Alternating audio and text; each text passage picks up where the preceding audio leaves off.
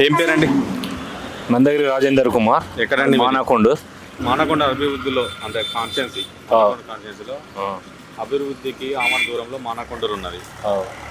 ఇంకా అభివృద్ధి జరగాలంటే మానకొండ డెవలప్ కావాలంటే ఏం కావాలి? మానకొండూరు ప్రజలకు ఏం కోరుకుంటారు? మానకొండూరు అభివృద్ధి చెందాలంటే ఫస్ట్ నీటి వసతి అనేది సరిగా లేదు.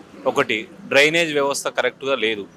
ఇప్పుడు వర్షాలు కురిసినాయి అనుకోండి, డ్రైనేజ్ వ్యవస్థతో ఏంటంటే రోడ్లన్నీ జలమయం అవుతుంది. అదొక సమస్య, పెద్ద సమస్యగా తయారైంది.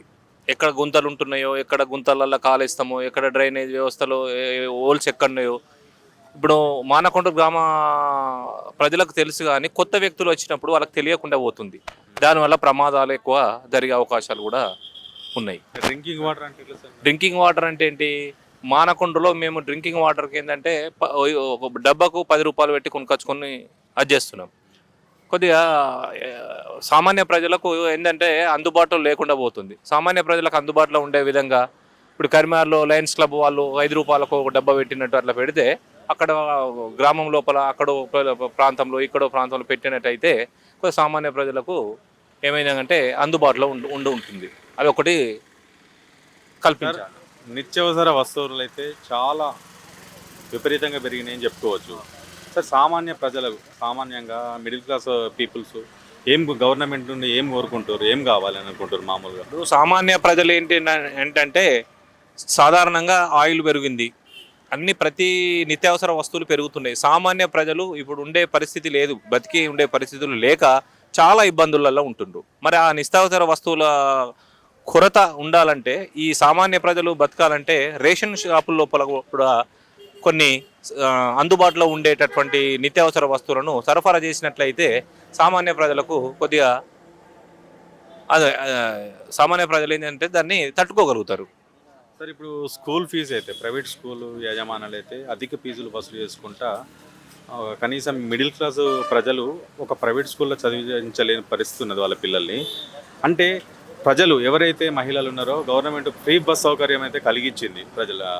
ఎవరికైతే మహిళలకు ఫ్రీ బస్సును వినియోగించుకున్నంత ఈ ఫ్రీ ఎడ్యుకేషన్ గవర్నమెంట్ స్కూల్స్కు పిల్లల్ని ఎందుకు పంపించలేకపోతారు అంటే మీరు ఏం చెప్పగలుగుతారు? అయితే ఇప్పుడు ఏమైపోయిందంటే ఒక ట్రెండ్ అయిపోయింది ప్రజల లోపల. ఏమైపోయిందంటే గవర్నమెంట్ స్కూళ్ళ లోపల చదువు చెప్తలేరు, ఏదో టైంపాస్కు వచ్చి పోతున్నట్టు అనిపిస్తుంది. అంటే గవర్నమెంట్ స్కూళ్ళ లోపల మంచి ఎడ్యుకేషన్ ఉంది, ఇప్పుడు గవర్నమెంట్ స్కూళ్ళ లోపల టీచర్స్ ఉన్నారు. ఒక ఎలిజిబిలిటీ టెస్ట్ పెడితే అందులో సెలెక్ట్ అయితేనే జాబ్ ఇస్తుండ్రు.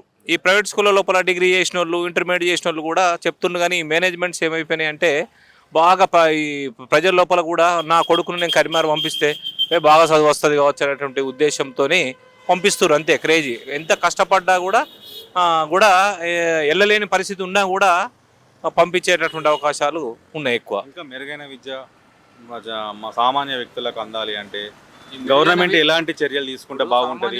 ఎడ్యుకేషన్ సిస్టమ్ ఇప్పుడు ఉండాలంటే ఏంది, ఈ మధ్య కాలం లోపల కేసీఆర్ గవర్నమెంట్ లోపల ఇది ఫీజు రియంబర్స్మెంట్ ఉండే. ఆ ఫీజు రియంబర్స్మెంట్ అనేది ఏంది వేయకైంది ఒకప్పుడు.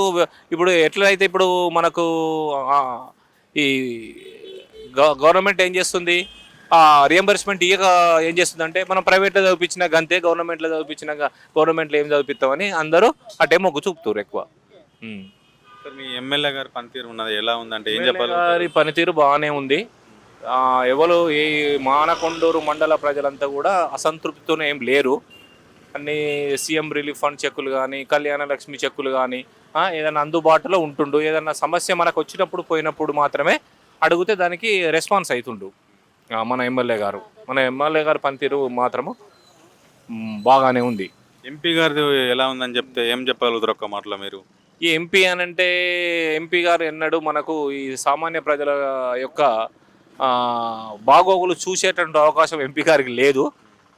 ఎంపీ అసలు ఉన్నడా లేదా అనేటువంటి విధంగానే